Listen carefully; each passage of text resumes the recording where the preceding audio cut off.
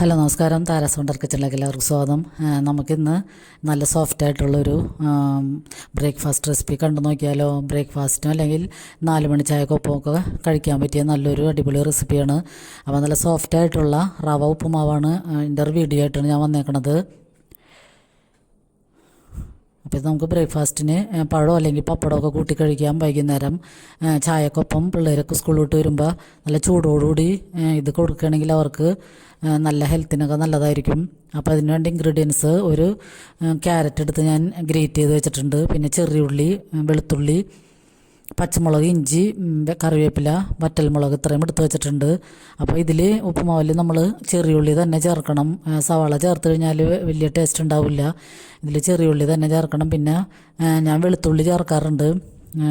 റവ ഉപ്പുമാവിൽ വെളുത്തുള്ളി ചേർക്കുമ്പോൾ എന്ന് പറഞ്ഞാൽ ഗ്യാസിൻ്റെ പ്രശ്നമൊക്കെ ഉള്ളവർക്ക്, വയറ് സംബന്ധമായ പ്രശ്നമൊക്കെ ഉള്ളവർക്ക് വെളുത്തുള്ളി കൂടുതൽ ചേർക്കുമ്പോൾ അത് നല്ലതാണ്. പിന്നെ അപ്പോൾ ചെറിയുള്ളിയും വെളുത്തുള്ളിയൊക്കെ നമുക്ക് ചെറുതായിട്ടൊന്ന് കട്ട് ചെയ്തെടുക്കാം. ചോപ്പറിൽ വെച്ചിട്ട് ചോപ്പ് ചെയ്തെടുത്താലും മതി. ഞാനിപ്പോൾ ചെറുതായിട്ടൊന്ന് കട്ട് എടുക്കുകയാണ് ചെയ്യണത്. പിന്നെ നമുക്ക് ഇതിലൊക്കെ വെളിച്ചെണ്ണക്കും പകരം ഞാൻ നെയ്യാണ് ഉപയോഗിക്കണത്. അപ്പം നെയ്യ് ചേർക്കുമ്പോൾ നമ്മുടെ ഈ റവ നല്ല സോഫ്റ്റായിട്ട് കിട്ടും. അതുപോലെ നല്ല ഫ്ലേവറും നല്ല മണമൊക്കെ ആയിരിക്കും ഉപ്പുമാവിന്.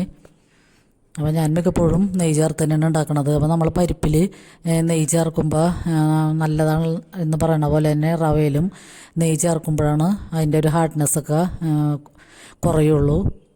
അപ്പം നെയ്യ് ചൂടായി വരുമ്പോൾ നമുക്ക് കടുകിട്ട് പൊട്ടിച്ചതിന് ശേഷം വറ്റൽമുളകും കറിവേപ്പിലയും കൂടി ഇട്ടിട്ട് പിന്നെ നമുക്ക് എടുത്ത് വെച്ചിരിക്കുന്ന ഇൻഗ്രീഡിയൻസ് പച്ചമുളക്, ഇഞ്ചി, കറിവേപ്പില, ചെറിയുള്ളി, വെളുത്തുള്ളിയൊക്കെ ഇട്ടിട്ട് അതൊന്ന് വഴന്ന് വരുമ്പോൾ തന്നെ ക്യാരറ്റ് ഇട്ട് കൊടുക്കാം. അപ്പോൾ ഈ ചെറിയുള്ളി ഒന്നും അധികം ബ്രൗൺ നിറമൊന്നും ആവണ്ട, ഒന്ന് പകുതി വാടിയാൽ മതിയാകും. അപ്പോൾ ഈ ചെറിയുള്ളിയൊക്കെ നമ്മൾ ഉപ്പുമാവിൻ്റെ കൂടെ കടിക്കുമ്പോഴാണ് നല്ല പ്രത്യേക ടേസ്റ്റ് വരുന്നത്. അപ്പോൾ നമുക്ക് ഈ ക്യാരറ്റ് ഇടുമ്പോൾ തന്നെ അതിലേക്ക് വേറെ വെജിറ്റബിൾസൊക്കെ വേണമെങ്കിൽ ചേർക്കാം. അപ്പോൾ വെജിറ്റബിളൊന്നും കഴിക്കാത്ത പിള്ളേരാണെങ്കിൽ ഈ ഉപ്പുമാവിൻ്റെ കൂടെയൊക്കെ കോളിഫ്ലവർ, ക്യാപ്സിക്കം, ക്യാബേജ് അതൊക്കെ ചെറിയ ക്വാണ്ടിറ്റിയിൽ ചേർക്കുകയാണെങ്കിൽ വെജിറ്റബിളൊക്കെ കഴിക്കാത്ത പിള്ളേരുടെ വയറ്റിൽ അത് ചെന്നോളും. അപ്പോൾ അതൊക്കെ വേണമെങ്കിൽ ചേർത്ത് കൊടുക്കാം. അപ്പോൾ ഞാനിപ്പോൾ ഇവിടെ ക്യാരറ്റ് മാത്രം ചേർക്കണുള്ളൂ. പിന്നെ വെജിറ്റബിൾസ് ഇടാതെ നമ്മൾ ഉപ്പുമാവ് ഉണ്ടാക്കുകയാണെങ്കിൽ അതിൽ കുറച്ച് തേങ്ങ ഇടുകയാണെങ്കിലും നല്ല ടേസ്റ്റ് ആയിരിക്കും. അപ്പം ഞാനിപ്പോൾ തേങ്ങ ഇടണല്ല, ക്യാരറ്റാണ് ഇടണത്. അപ്പോൾ ക്യാരറ്റ് ഒന്ന് വഴന്ന് വരുമ്പോൾ നമുക്ക് അതിലേക്ക് കുറച്ച് ഉപ്പിട്ട് കൊടുക്കാം. അപ്പോൾ ഞാൻ വറുത്ത റവയാണ് ഇവിടെ എടുക്കണത്. 250 ഗ്രാം റവയാണ് എടുക്കണത്.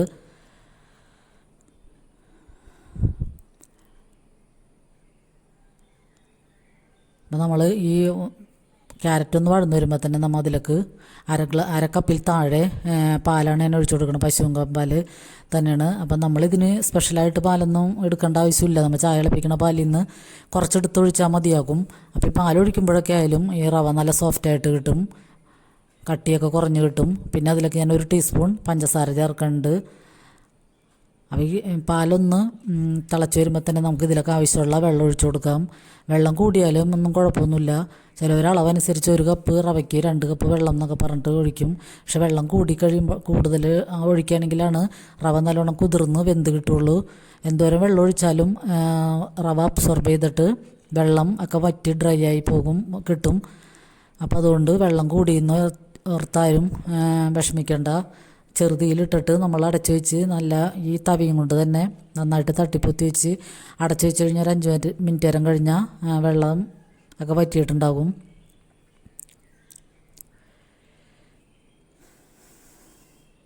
പിന്നെ നെയ്യും പാലൊക്കെ ചേർക്കുമ്പോൾ തന്നെ റവയൊക്കെ നന്നായിട്ട് സോഫ്റ്റ് ആകും, നല്ല ടേസ്റ്റ് ആയിരിക്കും. അപ്പോൾ അങ്ങനെ ചെയ്യാത്തവരുണ്ടെങ്കിൽ ഒന്ന് വെളിച്ചെണ്ണയ്ക്കും പകരം നെയ്യ് ഇട്ടിട്ടൊന്ന് റവ ഉപ്പുമാവ് ഉണ്ടാക്കി നോക്കുക.